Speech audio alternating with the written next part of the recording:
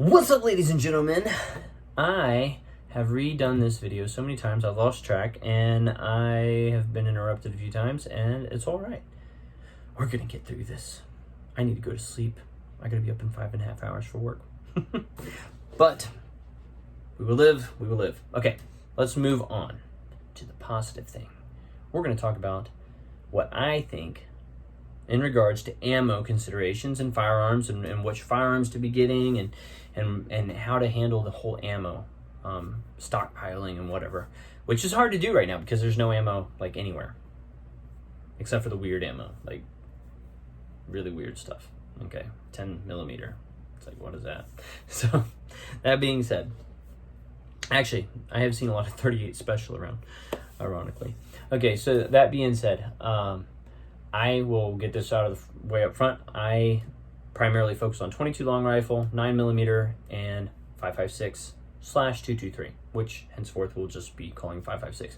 Because remember, if you didn't already know, most of you probably already know, if you have a 5.56 barrel, you can shoot 5.56 or 223 out of it. If you have a 223 barrel, you can only shoot 223 out of it, and you cannot shoot 5.56. I highly recommend 5.56 almost every single time. I can't actually think of a reason not to. I'm sure there are. Not worried about that tonight.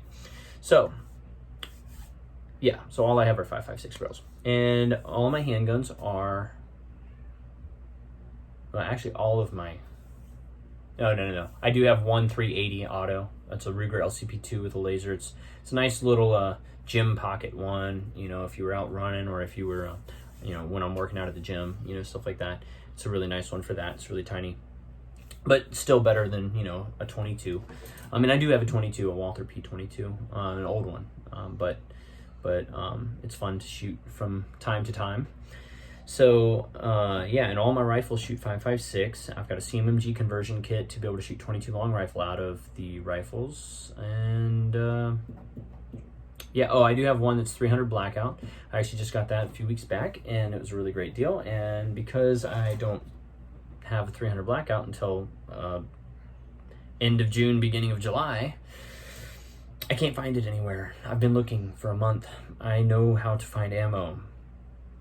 I can't find any ammo I'm willing to buy. People are charging double and triple, and most of them aren't even in stock even for that.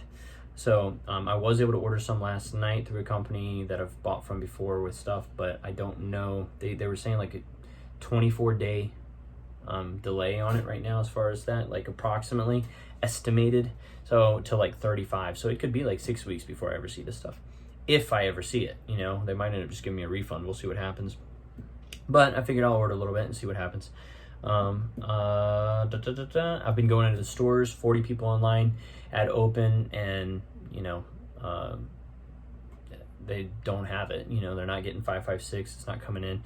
They're not getting 300 blackout. Getting practically no 45, 40.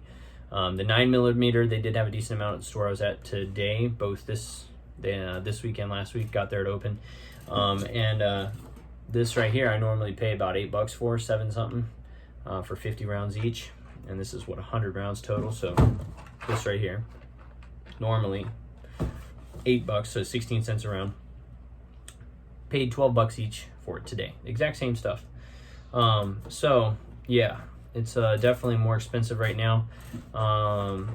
Yeah, that's the reason I think too, people need to consider what you're getting. Just because you like 45 sounds cool or something like that, can you afford to shoot it regularly to be able to become proficient and then maintain your proficiency?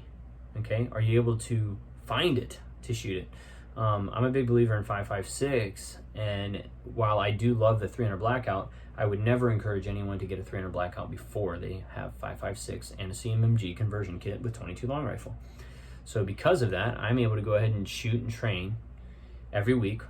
I only shoot a few hundred rounds, but you know, it's still a few hundred more than zero. I'm trying to do more and more with dry fire and at home, and 300 rounds of 22s, $12. Well, this is before all the craziness happened. 4 cents a round. I actually picked up a ton last year for 1.8 cents a round. But yeah, let's say 4 cents a round. That's $12 for 300 rounds. Whereas if I'm shooting 5.56, around 27 to 30 cents a round. 30 cents a round, that's $90. And if I'm shooting 300 blackout before all this craziness, 75 cents a round. That's $225 each week on ammo. That's a lot of money. So yeah, $12 please. And then I'll shoot a little bit. I always end on 5.56. And then eventually, when I have plenty of 300 blackout and carry ammo for that for home defense, I will go ahead and end on 300 blackout. I'll go 22 long rifle is how I shoot, and then I go to 5.56, and then eventually I will add in the next step, final step, as 300 blackout, because I like to end on whatever I will be shooting. God forbid I'm in a situation, okay, that requires me to use it. So that being said, another thought, okay, so in addition to this idea of focusing on, for me, it's focusing on those calibers because they're widely available normally, okay, and even when they're not, notice, I told you 45 and 40, they only had a couple boxes of each come in, literally, okay, on their truck. They had tons of 9mm come in. They were still limiting 2 boxes per person because they're trying to let people get it throughout the week, and they're only getting 1 shipment a week, but at that specific store. That being said, it's there. That's 100 more rounds than I had, okay? 22 long rifle. Haven't had any issues with that. Bought 600 rounds a couple days ago. Bought another 600 rounds today. You know, it's a little more expensive than normal. I was getting 22 cheaper, but, you know, I'm paying a little bit more. I'm trying to think, probably around 5 cents a round right now ish, so a little higher than normal for what I'm used to, but hey, once again, it's available. I've got it. Whereas the 5.56 stuff, can't find it anywhere. 223, can't find it. 300 blackout, you definitely can't find. And the little bit of 5.56 I've seen, you order the 1,000 rounds. Normally you could get that for about 27 cents a round, so $270 for 1,000. They're charging $500 for that stuff now, for the same thing. So it's almost double the price. No, not buying that unless I really needed it. But guess what? Stock up beforehand. And if you hadn't, then get enough to be able to be comfortable, okay, with it. And then do what I do. Go ahead and get the CMMG conversion kit. Or if you can't find one of those, pick up an M&P 1522. They're amazing. Ask Jerry Michalek, guy, one of the best shooters to ever walk the planet, fastest and really amazing shooter, great guy. And he's the one who was actually the nail in coffin for me on that decision. I was thinking, I don't know if I should be getting that specific thing back when I did so long ago, and it's been a great gun. I've enjoyed it. It helped me get the basics, training, stuff like that, and it's something I would continue to keep. And I think it's a great not just fun one, but great training tool. I do like the CMMG conversion kits better in the sense that if I want to experience the same weight of my rifle that I would experience, you know, I can get all of that. That's the one downside. The M&P 1522 is extremely light. And that's why they keep it so cheap, because the way they make it, what they're using, it's extremely light. Okay, like easy, crazy light. So I think there's a place for both. But yeah, the 22 long rifle, once again, it's been around everywhere. 9mm still been around everywhere. Whereas if I'd gone the 40 or 45 route, that sucks. 380 auto, you can't find it. They're not getting any of that in either. I do have, like I said, I have one of those, and I got like 500 rounds, but I don't shoot it often. It's the gym pants gun, you know, the little pocket one for that, for the gym. And yeah, sorry, I'm tired. I need to go to bed. But this has been my common theme lately. A lot of late nights. So all of this to say, keep in mind you've got price, availability, okay? Not to mention we can get into, when we really get into it, you can look at 9mm as far as your ability for like everyday carry. Like if you're carrying, like this was my first concealed carry. It's a Kemper Micro 9 Raptor. Shoots 9mm, okay? 7+1, and I loved it. It's really great. I still carry it here and there. Mainly carrying the SIG P365 these days, like 99% of the time. And this right here is a Black Hawk leather holster inside the waistband holster. I believe in carrying appendix. And you know, the point is, my guns shoot the same stuff, you know. So all of my rifles shoot 5.56, and therefore all of them can shoot 22 long rifle with the conversion kit. The only rifles that don't shoot 5.56 already shoot 22. Okay, and then all of my handguns except for the Ruger, which shoots the 380 auto, all of them shoot 9mm or 22. I do have 122. It's a little Walther P22. It's just a fun gun, but once again, you use that for training too. And then when you really look at ammo situation, I'm able to continue to train and keep my proficiency on point and continually improve through all of this, and not have to worry too much, because once again, I'm able to pick up the ammo that I need. Now 5.56, I stocked up big time, so I'm not worried about it, and I don't shoot often with it. When I finish out, like I said, I'll go ahead and shoot off maybe 5 rounds to 10 rounds, so that I end on whatever I would be using in a life or death scenario.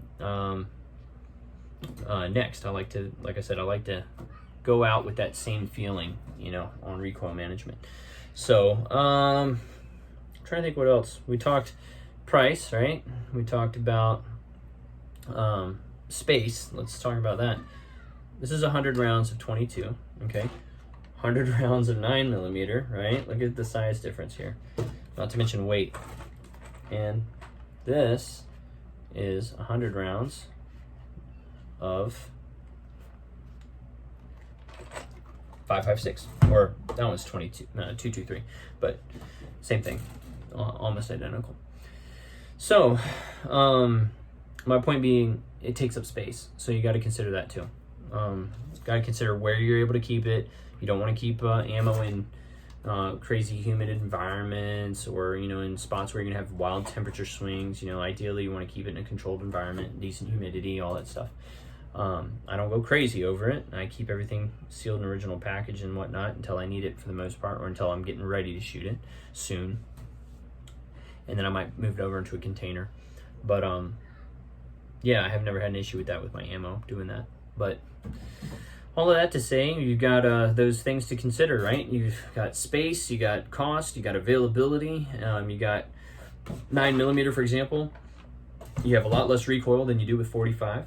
You're going to get more rounds, which is good. And once again, when you're getting defensive rounds like the Hornady Critical Defense, which I'd highly recommend, then you know, you're still doing plenty of damage with them. You know, they're really effective. So yeah, I would rather have more rounds, be able to control my recoil, get on point, and be able to put more rounds in quicker, because I'm able to be more effective with managing the recoil from 9mm versus 45 or 40. And once again, 45 and 40, you can't find it right now anyways, so, but 9mm you can. So I think I've made good calls with these things. I need to roll. Sorry if this is a little crazy. I'm still looking forward to the point soon. I think it'll be before the 30-day mark, where we go ahead and start doing some actual edits with these and planning out the videos a little bit.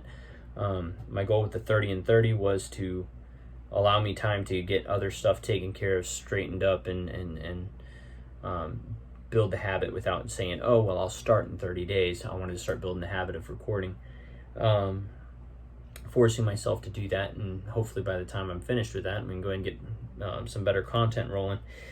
Since I do wedding videos and stuff, you'd think I would put out higher quality content, but that's another question too to always consider is, you know, do you put out higher quality, or do you just put out more often, or do you have a little balance of the two?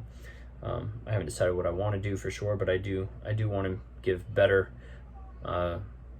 planned videos, because it's easier for me to ramble with some of the stuff, and I don't know if that's something people really will get a whole lot out of. I don't want to destroy your time too much. So that being said, on that note, we're going to go ahead and call it there. Recap. Ammo considerations. I'm sure there's some others too that I'm not even thinking about because I'm just tired. But the recap is, you know, can you afford it? Can you afford enough to be able to become proficient, stay proficient, and have it when you need it? Storage. Do you have enough space for it? Or space to the point it's not going to be a big hassle? And then just also the firearm side, I encourage people having a plan when you're building your armory out, right? As you're building it out, I've got my handguns. I think I mentioned this. the Glock 17, SIG P365, the Kimber here, like all of these things just shoot 9mm. They shoot the stuff that I want to focus on stocking up, and this allows me not to have to stock up like 9 different brands of or calibers, 9 different calibers. I don't have to worry about having all of these things. I literally focus on 22 long rifle, 9mm, and 5.56 slash the 223, right? And then add that in. The little funny stuff for me is 380 auto and now 300 blackout. But the main 3 are there first. Those 3 matter the most. After that, it's the other 2. Primarily 300 blackout, and then the 5th one would be 380 auto, especially since I've already got some 380 auto. Okay, we're gonna cut it 15 minutes, 40 seconds, much longer than I meant to be. Hope everyone has a great night. I'm tired, as you can tell. I started out, ooh, and now I'm like, ooh. Later.